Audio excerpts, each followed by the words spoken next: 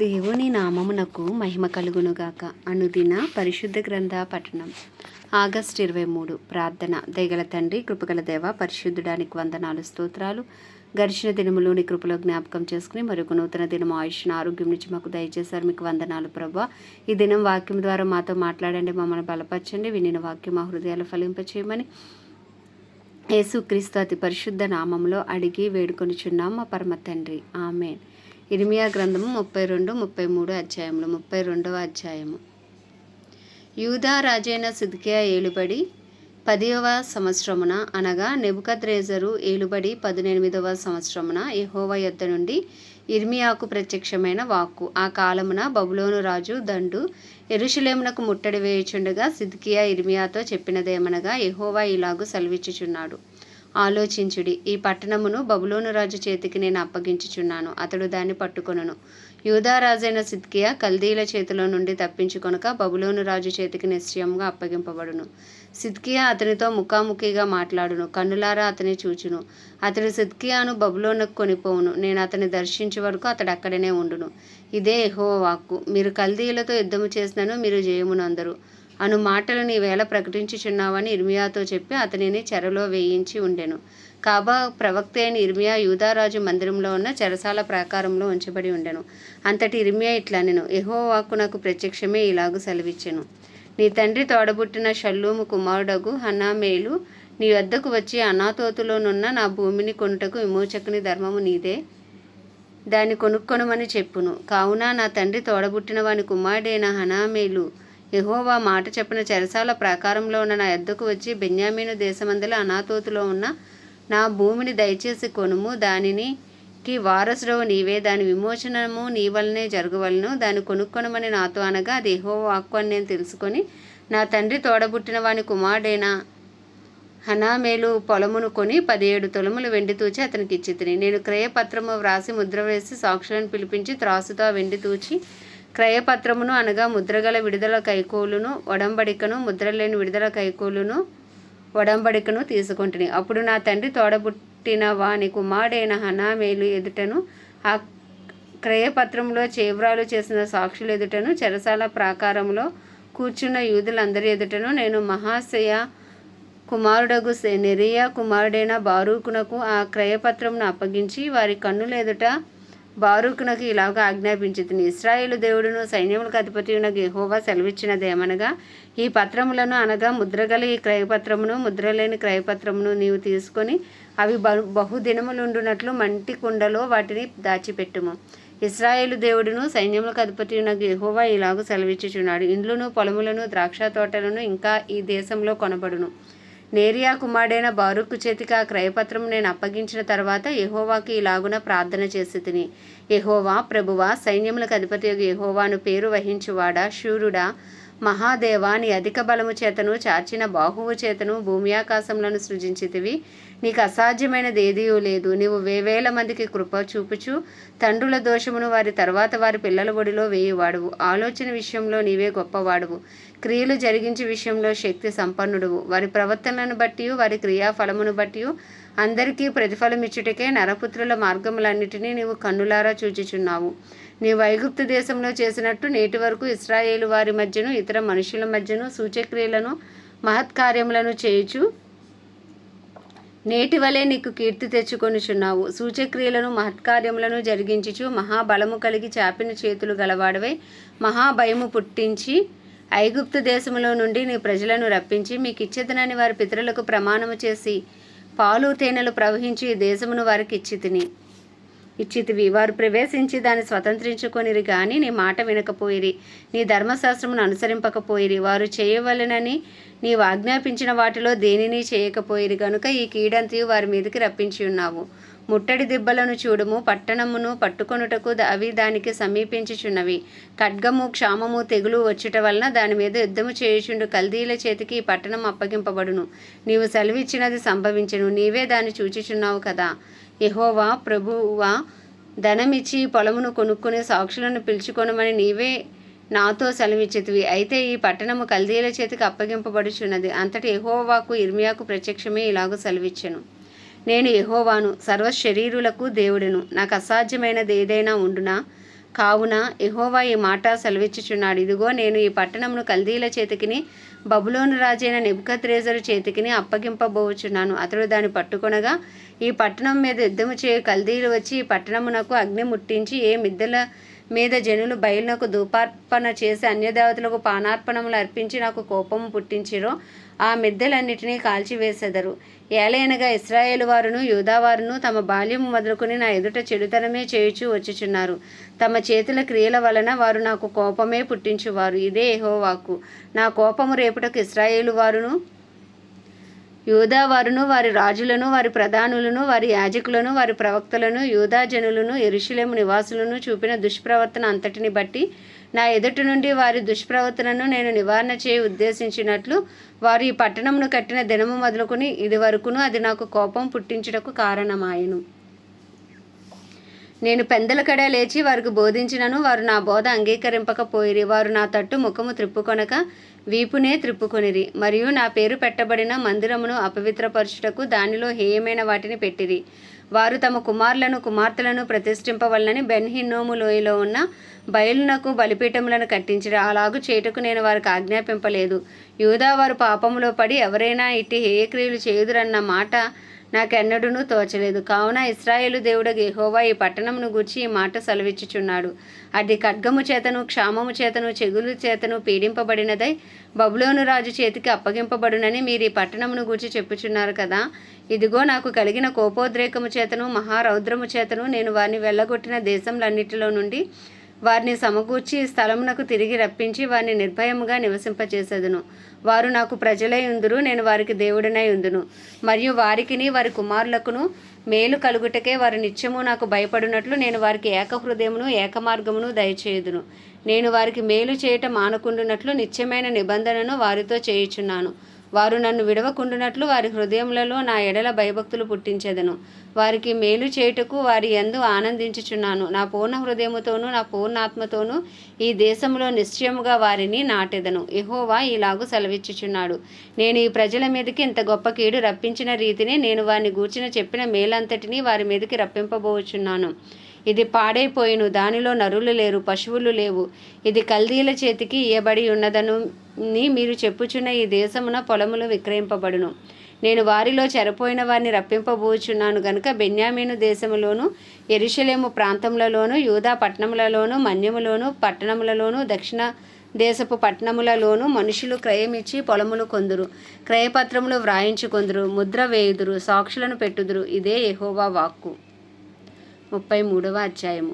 మరియు యిర్మీయా చెరసాల ప్రాకారములలో ఇంకా ఉంచబడి ఉండగా యెహోవా వాక్కు రెండోసారి అతనికి ప్రత్యక్షమే ఇలాగు సెలవిచ్చెను, మాట నెరవేర్చు యెహోవా, స్థిరపరచవలనని దాన్ని నిర్మించు యెహోవా, యెహోవాను నామం వహించిన వాడే ఇలాగు సెలవిచ్చుచున్నాడు, నాకు మొరపెట్టుము, నేను నీకు ఉత్తరమిచ్చెదను. నీవు గ్రహింపలేని గొప్ప సంగతులను గూఢమైన సంగతులను నీకు తెలియజేతును. ముట్టడి దెబ్బల దెబ్బకును ఖడ్గమునకును పట్టణములోని ఇండ్లనియు యూదారాజుల నగరులను శిథిలమైపోయాను కదా.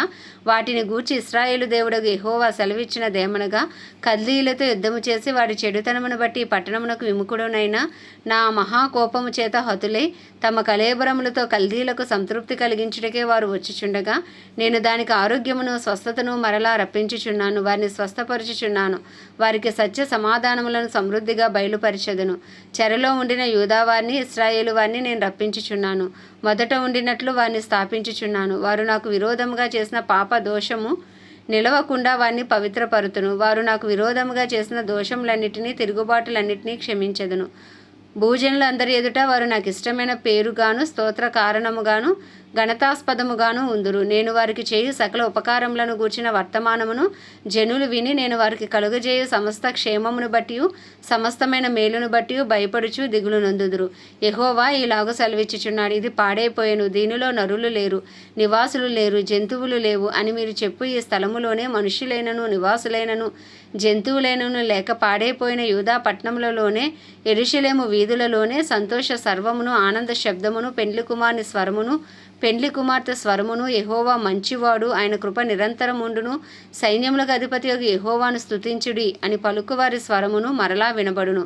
యెహోవా మందిరములోనికి స్తుతియాగములను తీసుకొని వచ్చి వారి స్వరమును మరలా వినబడును. మునుపటి వలె ఉండుటకే చెరలో ఉన్న ఈ దేశస్థులను నేను రప్పించుచున్నానని యెహోవా సెలవిచ్చుచున్నాడు. సైన్యములకు అధిపతియగు యెహోవా ఈలాగు సెలవిచ్చుచున్నాడు. మనుషులైనను జంతువులైనను లేక పాడేయున్న ఈ స్థలములోను దాని పట్టణములన్నిటిలోనూ గొర్రెల మందలను మేపుచు పరుండబెట్టు కాపురులందరూ మన్నెపు పట్టణములలోను మైదానపు పట్టణములలోను దక్షిణ దేశపు పట్టణములలోను బెన్యామీను దేశములోను యెరూషలేము ప్రాంత స్థలములలోను యూదా పట్టణములలోను మందలు లెక్కపెట్టు వారి చేత లెక్కింపబడునని యెహోవా సెలవిచ్చుచున్నాడు. యెహోవాకు ఇదే ఇశ్రాయేలు వంశస్థులను గూర్చి యూదా వంశస్థులను గూర్చి నేను చెప్పిన మంచి మాట నెరవేర్చు దినములు వచ్చుచున్నవి. ఆ దినములలో ఆ కాలమందే నేను దావీదునకు నీతి చిగురును మొలిపించెదను. అతడు భూమి మీద నీతి న్యాయములను అనుసరించి జరిగించును. ఆ దినములలో యూదావారు రక్షింపబడుదురు. యెరూషలేము నివాసులు సురక్షితముగా నివసింతురు. యెహోవాయే మనకు నీతి అని యెరూషలేమునకు పేరు పెట్టబడును. యెహోవా ఇలాగు సెలవిచ్చుచున్నాడు. ఇశ్రాయేలు వారి సింహాసనం మీద కూర్చుండువాడు ఒకడును దావీదునకు ఉండక మానడు. ఎడతెక్క దహన బలులను అర్పించుటకును నైవేద్యములను అర్పించుటకును బలులను అర్పించుటకును నా సన్నిధిని యాజకులైన లేవీలలో ఒకడుండక మానడు. మరియు యెహోవాకు ఇర్మియాకు ప్రత్యక్షమే ఇలాగ సెలవిచ్చెను. యెహోవా ఆజ్ఞ ఇచ్చినదేమనగా దివారాత్రములు వాటి సమయములలో ఉండకపోవునట్లు నేను పగటికి చేసిన నిబంధనను రాత్రికి చేసిన నిబంధనను మీరు భంగము చేయగలిగిన ఎడల నా సేవకుడైన దావీదు సింహాసనం మీద కూర్చుండి రాజ్య పరిపాలన చేయు కుమారుడు అతను ఉండక మానడని అతనితో నేను చేసిన నిబంధన వ్యర్థమగును. మరియు నా పరిచారకులైన లేవీయులకు యాజకులతోనూ నేను చేసిన నా నిబంధన వ్యర్థమగును.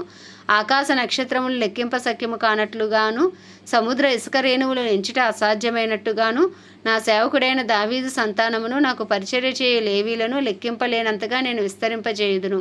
మరియు యెహోవాకు ఇర్మియాకు ప్రత్యక్షమే ఇలాగూ సెలవిచ్చెను. తాను ఏర్పరచుకొనిన 2 కుటుంబములను యెహోవా విసర్జించిననియు నా ప్రజలు ఇక మీదట తమ ఎదుట జనముగా ఉండరనియు వారిని తృణీకరించుచు ఈ జనులు చెప్పుకొను మాట నీకు వినబడుచున్నది కదా.